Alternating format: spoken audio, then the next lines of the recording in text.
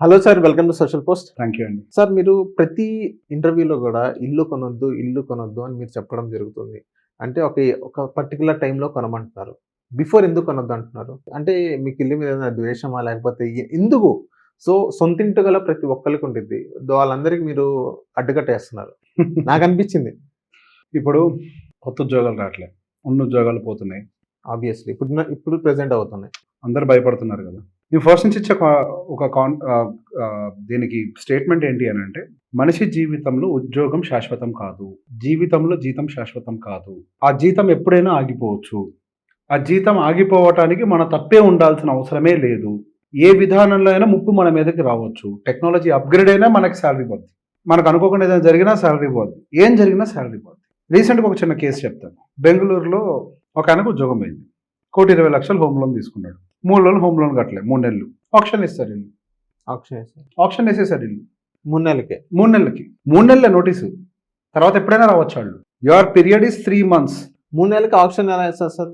ఎన్ని మంత్స్కి వేయాలి? నువ్వు అట్లీస్ట్ వెళ్ళి మారిటోరియం తీసుకోవాలి. There are certain procedures for that. To take a period there are certain procedures. You have to respond to the bank first. You have to go to bank, sit with them, take a moratorium period.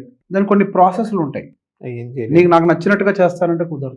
Banks మీద అందుకే సంతకం పెడుతున్నాయి. You give all rights to cell your property. ఇక్కడ the point here is, ఇల్లు అమ్ముడు పోయింది, ఆప్షన్లోకి వెళ్ళిపోవడం సమస్యగా. ఎర్లీ ఏజెస్లో ఎందుకు చేయొద్దని అంటే, లైఫ్ అన్సర్టనిటీలో ఉంటుంది. ఉద్యోగాలు వస్తూ ఉంటాయి, పోతూ ఉంటాయి. మన నెత్తి మీద బరువు బాధ్యతలు చాలా ఉంటాయి. అన్నిటికంటే మెయిన్ పిల్లల భవిష్యత్తు డిపెండ్ అయి ఉంటుంది. మనం కావాల్సినంత వెల్త్ని క్రియేట్ చేయకుండానే ముందే ఇల్లు కొనేస్తే ఇట్లాంటి ఒక అన్సర్టనిటీ వచ్చి ఆ ఇల్లు కనుక పోయింది అనుకోండి, ఆ ఇల్లు పోవటం వల్ల నువ్వు నాశనం కావు. ఆ ఇల్లు పోవటం వల్ల నీ కుటుంబం ఒక డిప్రెషన్లోకి వెళ్తుంది. చూడు, సొంత ఇంటి నుంచి నిన్ను గెంటేయబడి నీ ఇల్లు ఆప్షన్ పడితే the level of mental pressure that your family goes, అది చాలు నీ కుటుంబం మొత్తాన్ని నాశనం చేస్తారు. ఓకే, అందుకే టైమింగ్ గురించి మాట్లాడతాం. ఎంతమంది సాఫ్ట్వేర్ ఇంజనీర్స్ హైదరాబాద్లో సొంత ఇల్లు ఉంది అన్న నేపథ్యంలో పూణే, బెంగళూరులో ప్రమోషన్ వచ్చినా పోకుండా ఉండిపోయినాడు. చాలా మంది ఉన్నారు. నువ్వు హైదరాబాద్ ఓడివే, ఎక్కడి నుంచో వచ్చి ఇక్కడ ఉంటున్నావు. వలస వచ్చావు ఆల్రెడీ. వలసగా వచ్చింది. మరి నువ్వు ఏం చేయాలి? ఎగరాల్సిన వయసు కాదు, ఎగరటానికి వచ్చావు.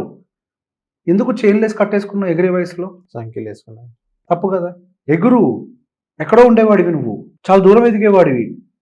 ఎగరాల్సిన వయసులో నీకు అది పడిపోతుంది చైన్. ఎగరాల్సిన వయసు అది. There are so many situations in life. ఇప్పుడు ఉద్యోగాలు పోతున్నాయనంటే అందరి భయం ఏంటో తెలుసా? నా మెయిన్ భయం ఏంటి అంటే, ఉద్యోగాలు ఏ వల్ల పోతాయనంటే, ఇప్పుడు ఉద్యోగాలు అన్నీ పోయినాయి అనుకో, ఈఎంఐలు కట్టలేరు. ఈఎంఐలు కట్టలేకపోతే బ్యాంకులు ఏం చేస్తాయి? ఈఎంఐలు వాళ్ళకి రాకపోతే ఏమవుతుంది? ఆప్షన్స్కి వెళ్తాయి. ఒకేసారి బల్క్లో ఆప్షన్స్లోకి వస్తే ఏం జరుగుతుంది? కొనేవాళ్ళు ఉంటారు మళ్ళీ. That is what exactly happened in 2008 Lehman brother collapse. Exact విచ్చలు విడిగిల్లుగా ఉన్నారు. ఉద్యోగాలు పోయినాయి, బ్యాంకులో వచ్చి ఆప్షన్లో కూర్చున్నాయి, కొనేవాళ్ళు లేరు. Collapse, economy collapse, American economy. ఎవ్వరు చరిత్రను చూడలే పూర్తిగా. అందరూ ఎర్లీ ఏజ్లో ₹1,00,000 జీతం వస్తుంటే కాలర్ ఎగరేస్తున్నారు. నేను ₹1,00,000 జీతం, ఇంత లేదు బ్రదర్, నీ వర్క్ లైఫ్ తక్కువ, అందుకే నీకు ఇప్పుడు ఎక్కువ వేస్తున్నారు డబ్బులు. నీకు శాలరీని బ్యాంక్ అకౌంట్లో ఎక్కువ వేయడానికి కారణం నీ వర్కేజ్ తక్కువ. గతంలో 60-65 ఏళ్ళు పనిచేసేవాళ్ళు. ఇప్పుడు ఐటీ వాళ్ళని పర్టికులర్గా మాట్లాడితే వాళ్ళ వర్క్ లైఫ్ తక్కువ. 45 ఏళ్ళు out. You hardly work for 20 years అంతే. నీకు శాలరీ ఇనీషియల్గా ఎక్కువ వస్తుంది అని అంటే ఎగరొద్దు. ఇంకొకరికి శాలరీ తక్కువ ఇస్తారు అదర్ ఫీల్డ్లో, సివిల్ ఇంజనీర్స్, వీళ్ళందరూ తక్కువ ఉంటుంది ఇనీషియల్గా. వాళ్ళకి వర్క్ లైఫ్కి అంతం లేదు. ఒక డాక్టర్ కంటే software engineer is getting paid more no. డాక్టర్కి శాలరీ ఎక్కువ రాదు, సాఫ్ట్వేర్ ఇంజనీర్కి ఎక్కువ వస్తుంది. That doesn't mean you are గొప్ప. నీకు వర్క్ లైఫ్ లేదు కాబట్టి ముందే ఇస్తున్నారు డబ్బులు. నీకు అది అర్థం అవ్వట్లే. నీకుండే 20 సంవత్సరాల వర్క్ లైఫ్లో నువ్వు 20 సంవత్సరాలు ఈఎంఐ పెట్టుకుంటే, you have 20 years of work life, 25 to 45. 20 సంవత్సరాలు ఈఎంఐ పెట్టుకున్నావు. రేపన్న రోజు ఏం తిని బతుకుతావు? ఇల్లు కొనొద్దానంటే కొను, అప్పుడు కొను. అసలు నీకు ఎందుకు లొకేషన్ కమిట్మెంట్? నువ్వు అక్కడ ఉంటామని గ్యారంటీ ఏంటి? నా ఆఫీస్కి ఇది దగ్గర అని అంటే, అసలు నువ్వు ఇక్కడికి వచ్చిందే ఉద్యోగం చేసుకోవడానికి. ఉద్యోగం అయిపోయాక ఇక్కడ ఉంటామని ఎవరు చెప్పాడు నీకు? నీకు ఎందుకు ఆ కమిట్మెంట్? ఇక్కడ నేను మ్యూచువల్ ఫండ్లో పెట్టమన్నట్లేదు. అదే నా క్వశ్చన్. అదే అక్కడికే వస్తున్నాను. మ్యూచువల్ ఫండ్లో పెట్టమన్నట్లే. ఎర్లీ ఏజెస్లో when you invest in concrete, ఇప్పుడు అనుకుందాం నిహాల్, ఒక అపార్ట్మెంట్ ఉంది నిహాల్. అపార్ట్మెంట్ అమ్మినప్పుడు నువ్వు ఒక 50 లక్షలకు కొన్నావు, కొన్ని సంవత్సరాల తర్వాత ₹1,00,00,000 అమ్మేసావు అనుకో. వాళ్ళు ఇచ్చే ₹1,00,00,000 నీ అపార్ట్మెంట్కి కాదు, అపార్ట్మెంట్ కింద భూమి ఉంటుంది చూసావా, దానికి వెలగట్టిస్తారు. Your concrete is already zero. సిమెంట్కి విలువ ఎవడు కట్టడు. 25 years దాటింది అంటే బిల్డింగ్కి, దానికి విలువ కట్టరు. Your building is zero, land value ఎంత ఉందో అంతే క్యాలిక్యులేట్ చేసి ఇస్తారు. That is the reality. నువ్వు ఎర్లీ ఏజ్లో ఒక 12% రిటర్న్ వచ్చేలాగా ఒక ల్యాండ్ కొనుక్కో. కావాలంటే మ్యూచువల్ ఫండ్ మీద కన్విక్షన్ లేదు అని అంటే go and by A land man. Land అంటే మళ్ళీ అగ్రికల్చర్ ల్యాండ్ కాదు, 12% అని చెప్పే, అందుకే agricultural land never gross at 12%. Metropolitan city lands gross at 12%. Okay, metropolitan cities లో ల్యాండ్ కొనాలంటే వాడి దగ్గర అంత డబ్బు లేదు. అప్పటిదాకా వెయిట్ చేయాలి. మరి యూఆర్ నాట్ ఎలిజిబుల్ అని కదా నిహాల్. ఓకే, ఇప్పుడు నువ్వు కొనడానికి డబ్బు లేదు అని చెప్పేసి ఈఎంఐ ఇస్తుంది కదా అని చెప్పేసి నువ్వు ఇల్లు కొంటున్నావు అని అంటే you're pushing yourself beyond your limits. నువ్వు ఏం చేస్తున్నావు తెలుసా? ఈఎంఐ అని పెట్టుకోవడం. ఈఎంఐ అంటే ఏంటో తెలుసా? నువ్వు రేపు తీసుకున్న నెక్స్ట్ మంత్ శాలరీని, నెక్స్ట్ మంత్ కాదు, నీ 20 సంవత్సరాల శాలరీని బ్యాంకుడికి తాకట్టు పెట్టేసినట్టు, అమ్ముడిపోయినట్టు. అంతే కదా కమిట్మెంట్. 20 సంవత్సరాలు నేను ఉద్యోగం చేసి నా జీతం డబ్బులు నీకు ఇస్తాను అని.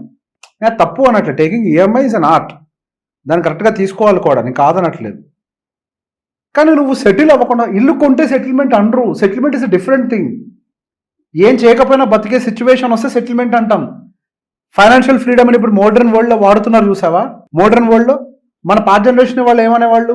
వీడు ఫైనల్లీ సెటిల్ అయిపోయాడు రా అనేవాళ్ళు. You got the point. Retire అయిపోయాడు, సెటిల్ అయిపోయాడు అంటే దాని మీనింగ్ ఏంటి? ఇంకా ఏం బర్డన్స్ లేవు, ఇంకేం పని చేయని అవసరం లేదు. He settled. That is settlement. ఇల్లు కొంటే సెటిల్మెంట్ అని ఏ అదవ చెప్పాడు? అందరు అదే అండి. అసలు ఇప్పుడు వాడు చూడ, ఇప్పుడు వాడికంటే నీకు ఎక్కువ జీతం వస్తుంది, వాడు ఇల్లు కొన్నాడు, ఇల్లు కూడా కొనలేకపోయావు. ఆ ఫోబియాలో వాడు ఎలా అయినా ఇల్లు కొనాలనే స్టేజ్ లో ఉండి సో ఇల్లు కొనేస్తాను. వాడి దగ్గర సేవింగ్స్ మొత్తం ఇల్లు కొనండి. ఒక ప్రశ్నకు సమాధానం చెప్పి కొనండి. ఒకటే ప్రశ్న, ఈ రోజు ఉద్యోగం ఉంది కాబట్టి అన్ని చేస్తున్నావు కదా, నీ ఉద్యోగం ఖచ్చితంగా ఒక రోజు ఆగిపోద్ది కదా. 45, 50, 55, 55 పక్కా కదా. ఇంకొక రోజు కూడా ఎక్కువ ఉంచారు కదా. కేక్ కట్ చేపించి మరీ బయటకు పంపించేస్తారు. ఈజీ పక్కా కదా. ఆ బయటికి వెళ్ళిన నెక్స్ట్ డే నుంచి నువ్వు బతకటానికి దారేదో చెప్పి నువ్వు ఇల్లు కొనుక్కో. ఇప్పుడు నువ్వు ప్రతి నెల ₹1,00,000 ఖర్చు పెడుతున్నావు కదా, 10 ఏళ్ల తర్వాత 2 లక్షలు ఖర్చు అయింది కదా. 2 లక్షలు ప్రతి నెల ఎక్కడి నుంచి తీసుకుంటావో ఒక పేపర్ మీద ప్లాన్ రాసి కొను. ఈ సమాధానం ఉందా? లేదు, ఎవరికి గూడుంది, తిండేది, బట్టేది, ఆరోగ్యమేది. గూడు రెంట్కి తీసుకోవచ్చు, కొనుక్కోవచ్చు. అందులో నుంచి రెంట్కి ఇవ్వచ్చు. మరి గూడు నువ్వు ఎక్కడ ఉంటావు? రోడ్డు మీద ఉంటావా? ఇప్పుడు రెంట్ ఎంత వస్తుంది? ₹1,00,000 అపార్ట్మెంట్ 30,000 వస్తుంది. నువ్వు బతుకుతావా? నీ ఖర్చు ₹1,00,000. నువ్వు ఎట్లా బతుకుతావు? ₹1,00,000 ఖర్చు ఎట్లా సర్వైవ్ అవుతావు 30,000తో? నువ్వు ఎక్కడ ఉంటావు రెంట్కి ఇచ్చి? అసలు ఎందుకో నువ్వు ఆ మాత్రం దానికి? ఇదేమవుతుంది? నేను పెట్టుకున్న స్ట్రాటజీ ఫెయిల్ అయింది, నేను కొన్న ఇల్లు తప్పు, ఇక నాకు ఇప్పుడు డబ్బులు లేవు బతకడానికి, నాకు ఒక అపార్ట్మెంట్ ఉంది, అపార్ట్మెంట్ 30,000కి రెంట్కి ఇచ్చి అపార్ట్మెంట్ పక్కన గుడిసేసుకొని బతుకుతా అన్నట్టు ఉంటుంది. ఎంత దారుణం ఇది! కుటుంబ వ్యవస్థ అంతా నాశనం అయిపోయినట్టే కదా. అదే ఇల్లు అపార్ట్మెంట్ అని మీరు అంటారు. అదే ఇండివిజువల్ హోమ్ అయితే ఎస్, వాడు పైన ఫ్లోర్ వేసుకుంటాడో ఏదో కింద వాడు పైన రేకుల్లో ఉంటాడు. రేకుల్లో ఉండి కింద వాళ్ళు రెంటల్ ఇండి వస్తుంది, ఒక 30,000 40,000 వస్తుంది. ఆ సిచ్యువేషన్స్ ఎలా? బేసిక్ గా హైదరాబాద్ లో నడిబొడ్లో ఏరియాని బట్టి, ఏరియా డిమాండ్ ని బట్టి కన్స్ట్రక్షన్ చేస్తే రూపాయి వడ్డీ వస్తుంది అంటే కట్టేమంటా నేను. వెయిట్ చేయొద్దు. ఇంకా అన్ని ఏరియాస్ లో రాదు. ఉప్పల్ లాంటి ఏరియాస్ లో అంత రెంట్ రాదు, ₹1 ఇంట్రెస్ట్ రాదు. అక్కడ రెంట్ తక్కువ. అక్కడ 1 BHK రెంట్ ఎంత? అక్కడ 8,000. 8,000. మా ఏరియాలో 21,000. కన్స్ట్రక్షన్ కాస్ట్ ఉప్పలు ఇక్కడ సేమ్ గా. అక్కడ 2 BHK ఎంత?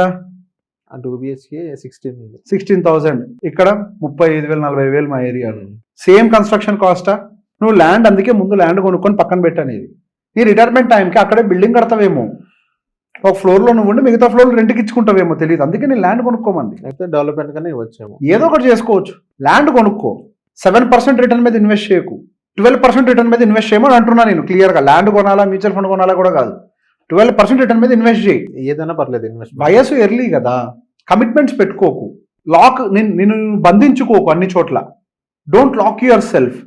ఈ మాట మాట్లాడుతుంటే నేను ఒక డిస్కషన్ వచ్చింది. చిన్నప్పుడు తెలియక డబ్బులు ఖర్చు పెట్టేస్తారు కాబట్టి పేరెంట్స్ కమిట్మెంట్ పెట్టిస్తారు అని. కమిట్మెంట్ పెట్టియాలి అని అంటే ఇల్లే కొనిన అవసరం లే, SIP పెట్టించిన కమిట్మెంటే అవుతుంది. సరే మీ వాడు ఖర్చు పెడతాడన్న భయం ఉంటే మీ పేరు మీద అకౌంట్ ఓపెన్ చేయించుకో, అట్లా చేసుకోండి. అంతేగాని ఒక బంధం ఏంటి 20 సంవత్సరాలు ఈ ఉద్యోగాన్ని తీసుకెళ్ళి అడిగి తాకట్టు పెట్టేసి ఈ అన్సర్టనిటీ పెద్దదైంది అనుకో, ఏఐ రిలేటెడ్ జాబ్స్ పోయినాయి అనుకో, ఈఎంఐలు ఎక్కడి నుంచి కడతారు? ఇట్లా జరగలేదన్న మాట అనొద్దు. లీమన్ బ్రదర్ కొలాప్స్ సాక్ష్యం దానికి. చైనాలో రియల్ ఎస్టేట్ క్రాష్ సాక్ష్యం దానికి. ప్రపంచంలో ఎన్నో చోట్ల జరిగింది. ఇప్పుడు దాకా భారతదేశంలో జరగలేదంటే భారతదేశంలో లోన్ కల్చర్ ఇప్పుడే స్టార్ట్ అయింది. ఇంతకుముందు ₹1,00,00,000 ఇల్లు కడుతూ ఉంటే 80 లక్షలు ఉంటే 20 లక్షలు తగ్గితే లోన్ తీసుకునేవాళ్ళు. ఇప్పుడు ఆ 20 పెట్టుకుని 80 లోన్కి వెళ్తున్నాం. యాక్చువల్ ఈఎంఐ కల్చర్ ఇప్పుడు మొదలైంది ఇండియాలో. One day you will see ఇటువంటి ఒక బ్యాంకింగ్ క్రైసిస్ని. బ్యాంకింగ్ క్రైసిస్ అంటే అది ఉద్యోగాలు పోవటం నుంచే మొదలైంది. అది స్టార్ట్ అయిందంటారా? Starts from there. నేను అట్లా జరుగుద్ది, పెద్ద విపత్తు వస్తుందని నేను చెప్పట్లేదు. జరిగితే ఏం చేస్తారు, సమాధానం అంటే కావాలంటున్నాను. ఇప్పుడు స్టార్ట్ అయిందంటారా మీరు? నాకు తెలియదు. ఉద్యోగాలు పోయింది పోతే అదే జరుగుద్ది. పోతుంది. సింపుల్ లాజిక్ అబ్బా. ఉద్యోగం పోయింది, ఈఎంఐ కట్టట్లేదు. ఒకరు కట్టకపోతే పర్లే, ఇద్దరు కట్టకపోతే పర్లే. Majority of the people EMI కట్టకపోతే బ్యాంక్ సర్వైవ్ అవుతుందా? అవ్వదు. అవ్వదు. అప్పుడు బ్యాంక్ కూడా ఏం చేస్తాడు, ఆప్షన్కి వెళ్తాడు. మోర్ నెంబర్ ఆఫ్ ప్రాపర్టీస్ ఆప్షన్లోకి వస్తే ఏమవుద్ది, కొనేవాడు ఉన్నాడు. కొనేవాడు ఉండడు. అప్పుడు ఏమవుతుంది, బ్యాంకులు దివాలా తీస్తాయి. దాన్నే కొలాప్స్ అంటారు. You got the point. India ఇప్పుడు చూడపోవడానికి కారణం ఏంటి అని అంటే, ఇండియాలో లోన్ కల్చర్ మొదలైందే ఇప్పుడు. ఇంతకుముందు ఇండియాలో అప్పుడు కార్పొరేట్లకు ఇచ్చేవాళ్ళు, ఇప్పుడు అందరికి ఇప్పుడు అందరికి ఇస్తున్నారు. సో ఇప్పుడు ఇప్పుడే లోన్ కల్చర్ స్టార్ట్ అయింది. అప్పుడు ఎగ్జాంపుల్ చైనా తీసుకున్నారు కదా మీరు. యుఎస్ యుఎస్ తీసుకున్నారు. యుఎస్ లో ఎన్ని ఇయర్స్ ఆ లోన్ కల్చర్ స్టార్ట్ అయిన తర్వాత ఎన్ని ఇయర్స్ కి పడిపోయింది? అప్రాక్సిమేట్గా 10 years పట్టింది. ఇప్పుడు కూడా 10 years లో అవ్వచ్చు. ఇంచుమించుగా అట్లని కాదు. ఈ లోన్ కల్చర్ మన దగ్గర స్టార్ట్ అయ్యి 10 years అవుతుంది. 10 years అక్కడ పడటానికి కారణం లోన్ వల్ల కాదు, ఉద్యోగాలు పోయినాయి. ఉద్యోగాలు పోవటం వల్ల ఈఎంఐ కట్టలేకపోయారు. పాయింట్ నెంబర్ 1 అది. పాయింట్ 2 ఏమైంది అని అంటే, రెంట్కి ఇద్దామని రెంట్కి తీసుకునే వాళ్ళు లేదు. ఓవర్ సప్లై ఆఫ్ హౌసెస్ అయినాయి. ఓకే. రెంట్ వస్తే కనీసం ఈఎంఐ కడతావు, రెంట్లు కూడా రాలే. జస్ట్ లైక్ హైదరాబాద్ ప్రాపర్టీస్ లేవా? ఉన్నాయి. కోకాపేట ఆ ఫ్లైఓవర్ మీద నుంచుంటే చుట్టూ తిరిగి చూస్తే అన్ని గోస్ట్ అపార్ట్మెంట్లే. ఒక్క దాంట్లో లైట్ వెలగదు. ఉన్నాయా? అదే జరుగుద్ది. Okay. So thank you sir, మా సోషల్ పోస్ట్ వచ్చినందుకు. మోసం.